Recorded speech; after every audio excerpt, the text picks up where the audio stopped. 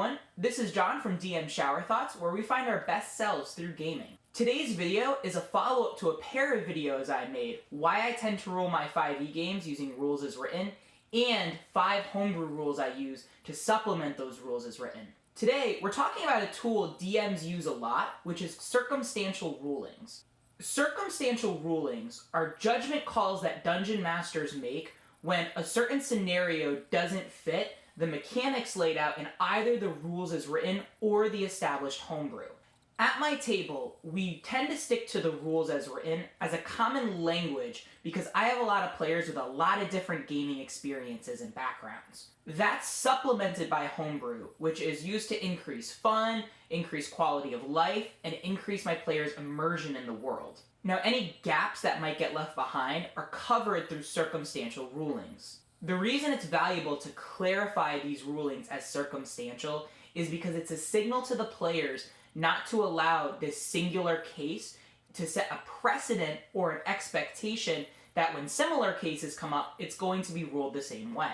In addition, for any of my players that are looking to be dungeon masters or looking to understand why I call things the way I do when I adjudicate my games, it allows them to understand where I'm getting my ruling from.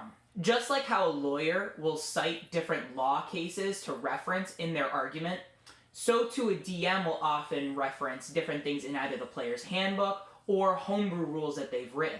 Now, different DMs are going to use circumstantial rulings versus established rulings in different proportions. And you may find that some DMs run almost their entire games on nothing but circumstantial rulings. My players tend to like a structured approach where they make decisions based on their expectations, and that's how they get satisfaction out of the game.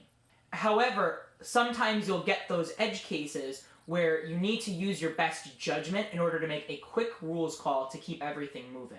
I also find that by clarifying what's a circumstantial ruling, it actually limits interruptions from rules lawyers at my table.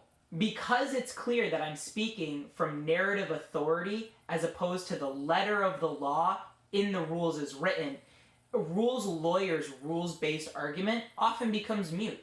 It also makes it obvious if an argumentative player is motivated by trying to gain some kind of rules-based advantage, or if they're really just trying to immerse themselves in the lore of the story.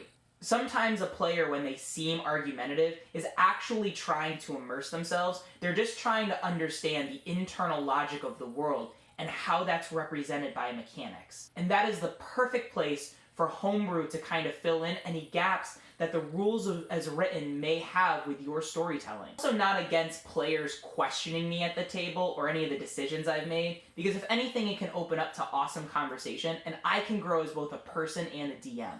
The only time I'm a little firmer with this kind of conversation, where I might say like, hey, we gotta put this off till later, is if the one-on-one conversation with one player who's continually questioning me is starting to withdraw from the fun or momentum from other players at the table. Sometimes conversations like this can be gripping for everybody, which is when I'm willing to have them. But if it's one player that has some kind of rules concern or has some kind of lore hang-up, then I make sure to put it off so that as soon as the momentum has resolved, then we can address those players' concerns. This is also a great time where maybe it's best for them to like text message me or Facebook message me on my phone privately, so that way the noise isn't interrupting anybody else's immersion in the experience. So all that being said, clarifying where my specific judgments and decisions are coming from helps me build a relationship of trust with my players at the table. When there's trust between a DM and a player, especially when both parties are invested in creating an excellent experience, I find that interruptive rules lawyering becomes obsolete because it's not the thing that's important. Usually, if there's a lot of disruptions or tensions at the table, it's because there's a lack of trust between the DM and the player. Also, just remember, it might not be anybody's fault. It might be that a newer player has had certain experiences and which has bred certain habits in their playstyle that might be initially interruptive in the dynamic between a DM and a player.